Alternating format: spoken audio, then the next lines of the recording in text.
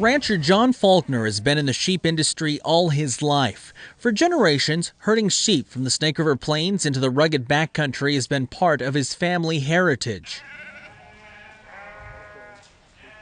Faulkner and other ranchers in Idaho are used to roughing it. For months every summer, they roam the unforgiving Boise National Forest.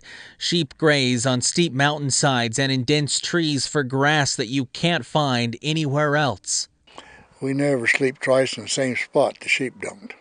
Faulkner says wolves are threatening his business, but make no mistake, he does not count himself among the ranchers who think the only good wolf is a dead wolf. I think I'm as good an environmentalist as any of them. I'm out here in the environment all my life. It's my livelihood. If we don't take care of the environment, we're in trouble. Faulkner was the only rancher to sit on the Northern Rocky Mountain Wolf Recovery Team that developed the 1987 recovery plan for Idaho, Montana, and Wyoming. He says a lot has changed since then, but as long as wolves don't bother him, he won't bother them. Suzanne Stone with the Defenders of Wildlife hopes more ranchers will consider wolves a part of that environment they're taking care of. She doesn't think the conflict will end until the conversation moves on. Instead of continuing to question the decision to reintroduce wolves, she says people should be talking about how they can coexist with the predators. But if you're talking to each other and you're trying to put that energy into resolving the conflicts, sometimes the answers are really easy and pretty effective. Now that wolves are here and protected by law, Defenders of Wildlife is trying to show ranchers how to coexist with wolves. The wolf advocacy group recently held a workshop in central Idaho. It drew a half-dozen ranchers who came to learn more about non-lethal methods to deter wolves. Defenders of Wildlife was invited there by Blaine County. Commissioner Larry Schoen says his central Idaho county is actively trying to support both ranchers and wolf advocates by leading the non-lethal control effort.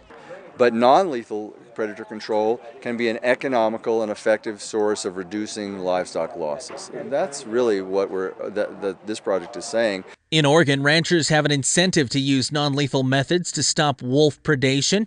Under a new law, compensation for livestock losses will only be made to ranchers who use these techniques to keep wolves away from their calves and sheep. That's not the case in Idaho or Washington. Carter Neimeyer is the former wolf recovery manager for the U.S. Fish and Wildlife Service. He says the debate about wolf reintroduction is over. It's time, he says, to move on. One of the terms is called coexistence.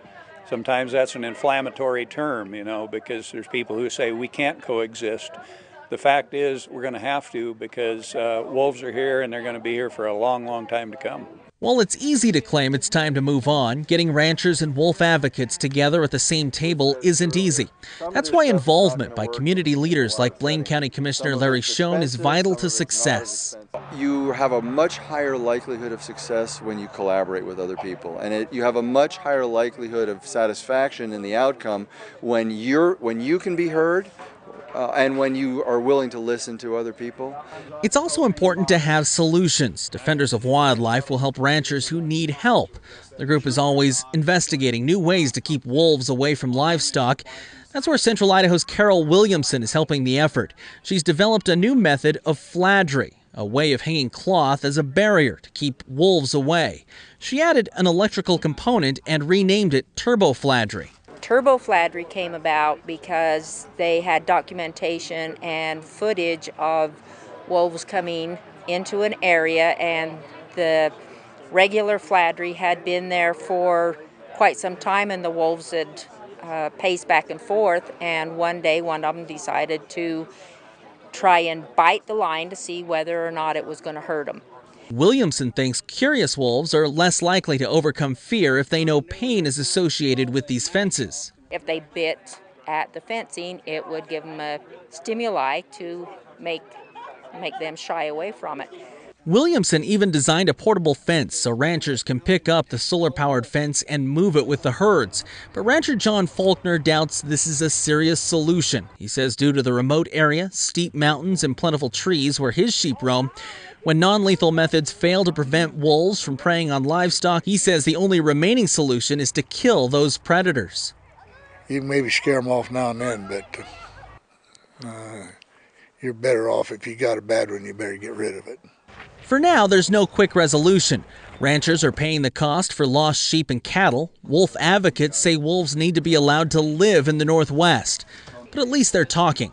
Now the question is, will they find common ground? In Blaine County, Idaho, I'm Kunz.